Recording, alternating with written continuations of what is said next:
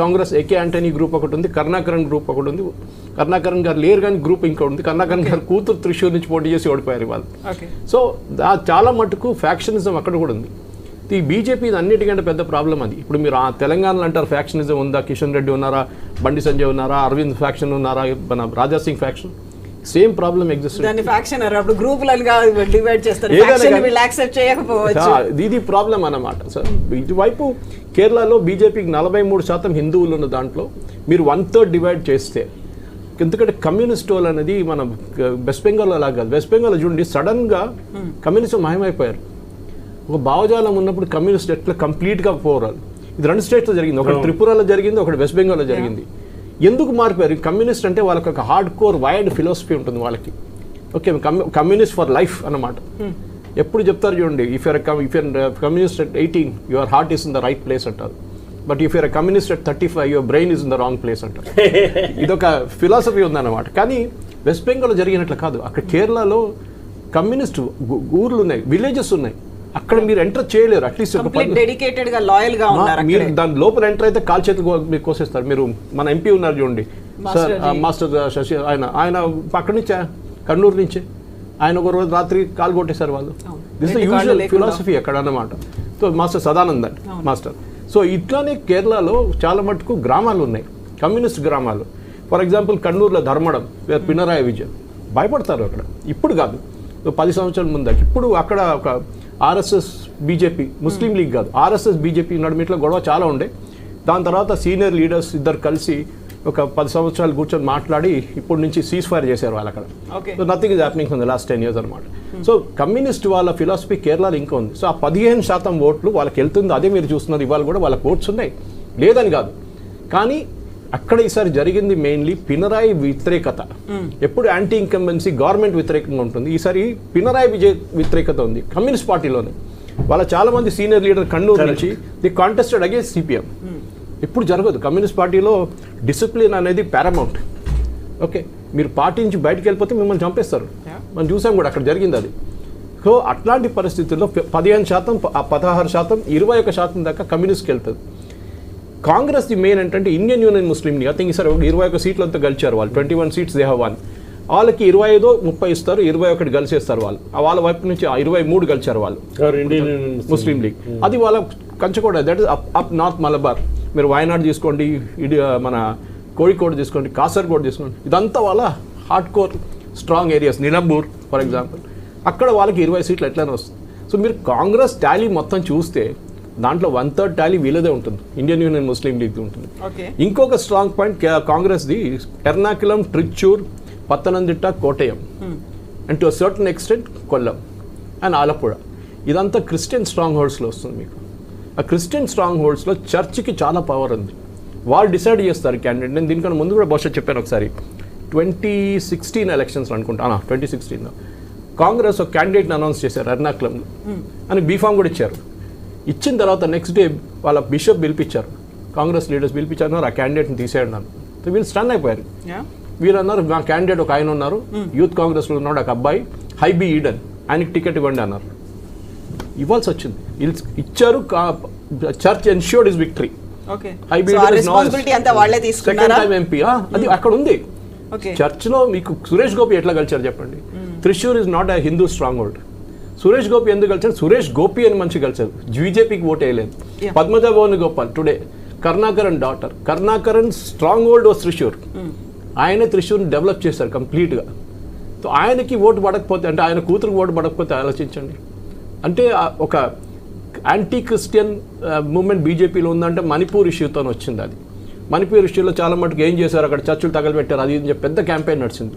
ఇప్పుడు కూడా మనం చూసాం, మన FCRA రెగ్యులేషన్స్ గురించి కొత్తగా చట్టం తీసుకొచ్చినప్పుడు దాని వ్యతిరేకత కేరళ నుంచి ఉండే, మిగతా ఎక్కడి నుంచి లేదు. తమిళనాడు నుంచి అపోజిషన్ లేకుండే, ఈవెన్ ఆంధ్ర, తెలంగాణలో ఎక్కువ లేకుండే. కానీ there was opposition from Kerala strong. ఎందుకంటే కేరళలో క్రిస్టియన్ ఫ్యాక్షన్స్ అనేది వాళ్ళు కూడా స్ప్లిట్ అయి ఉన్నారు. సిరియన్ క్రిస్టియన్స్, లాటిన్ క్రిస్టియన్, జియో witness, Protestant, then Malabar Orthodox, Malabar Jacobite. దాన్ని 17th, 18th century నుంచి వచ్చిన క్రిస్టియన్ ఫ్యాక్షన్స్.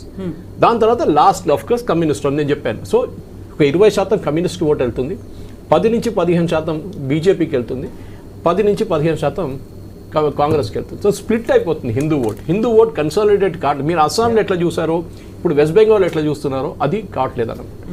సో కేరళకి సంబంధించి ఈ మధ్యనే పేరు మార్చారు, కేరళం చేశారు, ఆ తర్వాత త్రిశూర్లో గెలిచినటువంటి ఒకే ఒక సీటు తీసుకొని ఒక ఎంపీని తీసుకొని కేంద్ర మంత్రిని చేశారు. బట్ అక్కడ త్రిశూర్లో ఓడిపోయింది. అదే వయనాడులో అయితే ప్రియాంక గాంధీ వచ్చారు, అక్కడ మళ్ళీ కాంగ్రెస్ గెలుచుకుంది. అండ్ కేరళలో బీజేపీ పాగా వేస్తుంది, ప్రభుత్వం మాది వస్తుంది అనుకున్నప్పుడు ఇప్పుడు 2 or 3 అక్కడే ఊగుతోంది తప్ప ఇప్పటికీ కూడా రాలేదు, క్లియర్ గా క్లారిటీ అనేది లేదు. నేను చాలా మటుకు డిబేట్స్ లో చెప్పాను ఈ మాటకి 2 or 3 వస్తుంది. 2 వస్తే కూడా చాలా గ్రేట్, చాలా ఎక్కువ కేరళలో. ఎందుకంటే అక్కడ రారు వాళ్ళు బీజేపీ, వాళ్ళకి తెలుసు. కానీ ఎవరు చెప్పరు కదా, ఏ పార్టీ అయినా మేము ఓడిపోతామని ఎప్పుడు చెప్పరు.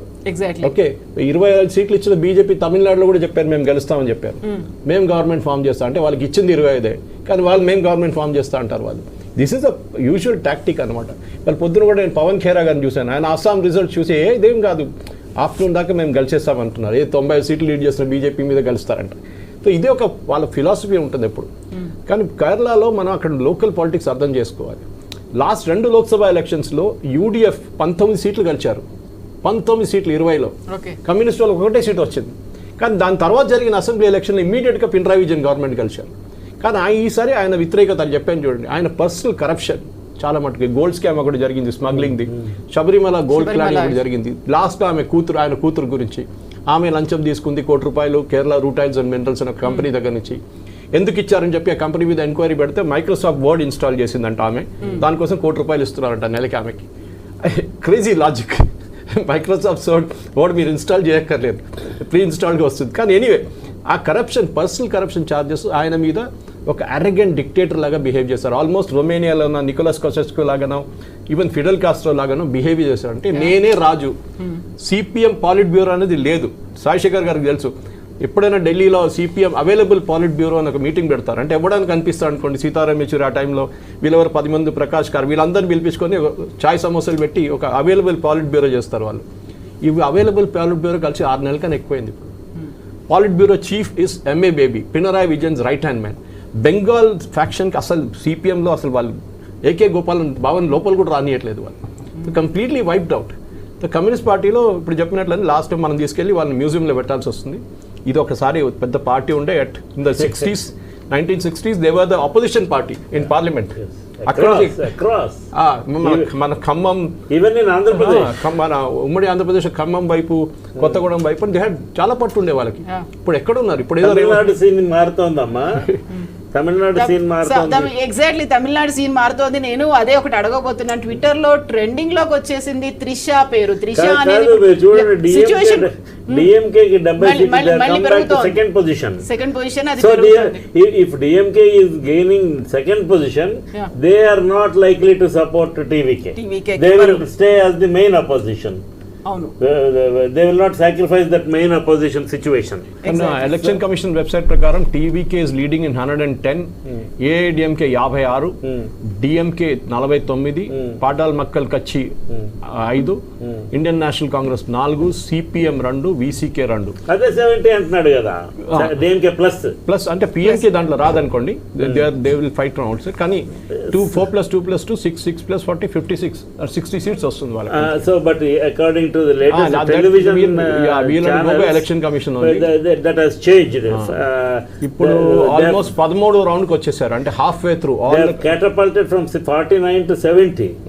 From all the seats they are leading. Just in case Tamil Nadu lo Savita, if DMK is coming in the second position, definitely they are not going to align with TVK. appudu obvious ga TVK AIDMK will have to align with BJP, I mean DIADMK, and form the government. And then that will be an NDA government, which will be very happy thing for the BJP's national leadership. డబ్బులు కావాలంటే మోదీ గారిని support చేయాల్సిందే.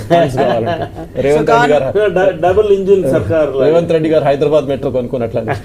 So government నిలపడానికి, government form చేయడానికి అయితే అవసరం. ఆదిత్య కృష్ణ గారు, ఇప్పుడు త్రిష గురించి ఎందుకని అంతలా మాట్లాడుకుంటున్నారు? త్రిష ఈరోజు మార్నింగ్ తిరుమలకి వెళ్ళింది, దర్శనం చేసుకుని వచ్చింది. త్రిష ఈరోజు బర్త్డే, త్రిష ఇమ్మీడియట్ గా వెళ్ళింది, విజయ్ని కంగ్రాచులేట్ చేసింది. ఇవన్నీ త్రిష టాప్ లో ఎందుకు ట్రెండ్ అవుతుంది ఇప్పుడు? అంటే ఐ థింక్ ఎలక్షన్ ఇంకా final phase of the campaigning లో కొంచెం బలవంతంగా మనం లాగినట్టు అయిందండి. అది టీవీకే వాళ్ళు చేసిన పని కాదు. ఒక విధంగా చెప్పాలంటే అక్కడ ఉన్న కొంతమంది బీజేపీ లీడర్స్, డిఎంకే వాళ్ళు కూడా అందరూ కలిసి అనవసరంగా ఆమెను లాగారు. యాంటీగా కూడా క్యాంపెయిన్ చేశారు, ఆమెకు యాంటీగా క్యాంపెయిన్ చేశారు. తర్వాత విజయ్ మీద ఇట్లాంటి పర్సనల్ అటాక్స్ చేశారు. సో దానివల్ల లాస్ట్ లెగ్ ఆఫ్ క్యాంపెయినింగ్ లో ఒక మనిషిని బలవంతంగా లాగినప్పుడు ఇంకా న్యాచురల్ గా దట్ పర్సన్ ఇస్ విక్టోరియస్. మళ్ళీ ఆమె లైమ్ లైట్ లోకి ఎనివే వస్తుంది.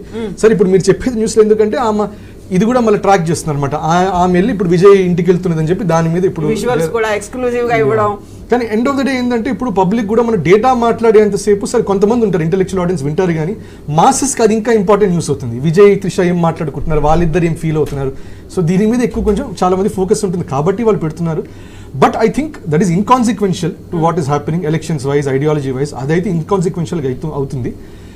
So I think it's not much of discussion point. Trisha గురించి రావటము, వెళ్ళటం, ఉండటం, పోవడం అది ఎగ్జాక్ట్లీగా. సో ఇప్పుడు అదంతా ఒక ఇద్దరు ఫిల్మ్ ఇండస్ట్రీ నుంచి వచ్చారు. అందులో కూడా గతంలో జయలలితని ఎంజీఆర్ తో పోల్చినట్టుగా ఇద్దరిని కూడా చూపించడం, కాకపోతే ఆ ఫొటోస్ ని కూడా అలాగే రిసెంబుల్ చేస్తూ కావాలని ఏతో రిలీజ్ చేయడం, ఇవన్నీ కూడా is she becoming Jayalalitha, one more Jayalalitha మనకు తమిళనాడులో కనిపించబోతోందా అని అనాలిసిస్ కూడా. జయలలితకు ఉన్నంత గట్స్ అంటే ఆమెకు she was like an iron lady.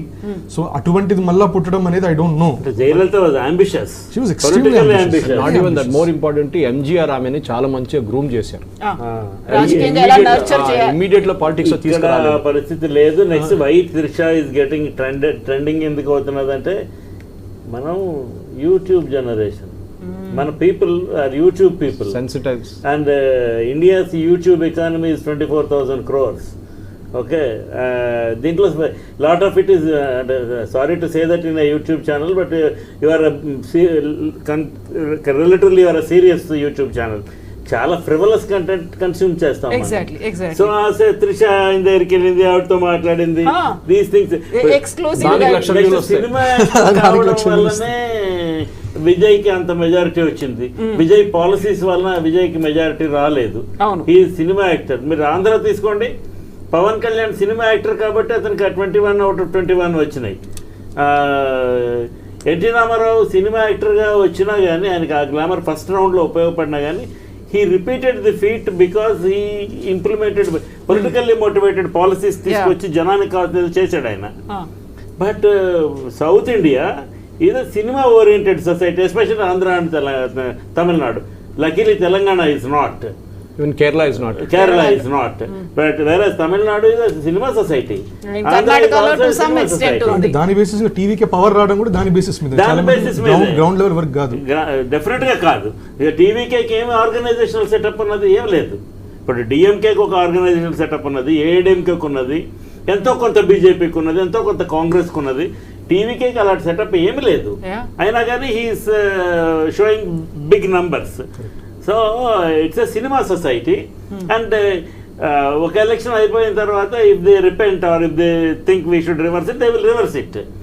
మనకి కంటిన్యూటీ గవర్నెన్స్ ఇవ్వటం అనేది లేదు. అయితే తమిళనాడుకు ఒక గొప్ప అడ్వాంటేజ్ ఏంటంటే ఏ గవర్నమెంట్ ఇప్పుడు అట్లీస్ట్ సోఫార్ ఏఐడిఎంకే కానీ డిఎంకే కానీ వాళ్ళు మారినా గుడ్ పాలసీస్ ఏం మార్చరు. ఇప్పుడు అమ్మ క్యాంటీన్ అని పెట్టింది Jayalalitha, silent did not take them away. నేను ఆయన ఆనవాళ్ళు తుడిచేస్తాను ఇలాంటి మాటలు మాట్లాడలేదు. They continued those policies.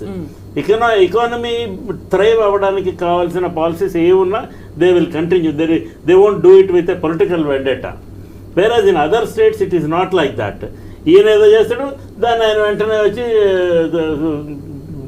Duster పెట్టి తుడిచేస్తాడు. This happens in many states. This is the problem.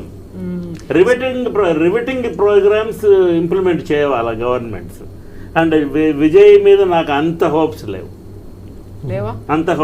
So ఎంతవరకు పెట్టుకోవచ్చు మీరు?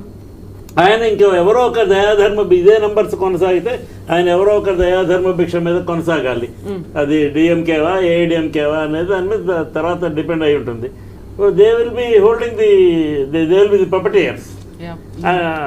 ఇన్ఫాక్ట్ మీరు టీవీకే చూసినా కూడా అండి ఎలక్షన్ క్యాంపెయినింగ్ యూనిలేటరల్ గా చేసుకోవాలి. ఐపాక్ ని ఇన్వాల్వ్ చేశారు, ఐపాక్ కూడా బాగా సపోర్ట్ చేసింది. సో ఒక విధంగా ఏంటంటే ఎవరు సీఎం అయినా అది ఇన్కాన్సిక్వెన్షియల్ ఏం మ్యాటర్ అవుతుంటే వాళ్ళ అడ్వైజర్స్ ఎవరు అవుతారు, వాళ్ళు వాడేటటువంటి బ్యూరోక్రాట్స్ ఎవరు, ఎటువంటి గైడెన్స్ తీసుకుంటారు. So end of the day ఇప్పుడు బీజేపీతోనో ఎన్డీఏతోనో ఒక అలయన్స్ అనేది ఫామ్ అవుతే బార్గెనింగ్ ఢిల్లీతో చేసినా Delhi will also call the shots. తమిళనాడులో ఏం జరగాలి. టీవీకే దగ్గరకు వచ్చేటప్పటికి Prashant Kishor will enter the picture because Prashant Kishor was the man behind TVK's political activity. Exactly. తను మాట్లాడిన వీడియో కూడా ఇప్పుడు వైరల్ అవుతోంది. ఏమన్నాడంటే until now MS Dhoni is the most popular Bihari in Tamil Nadu.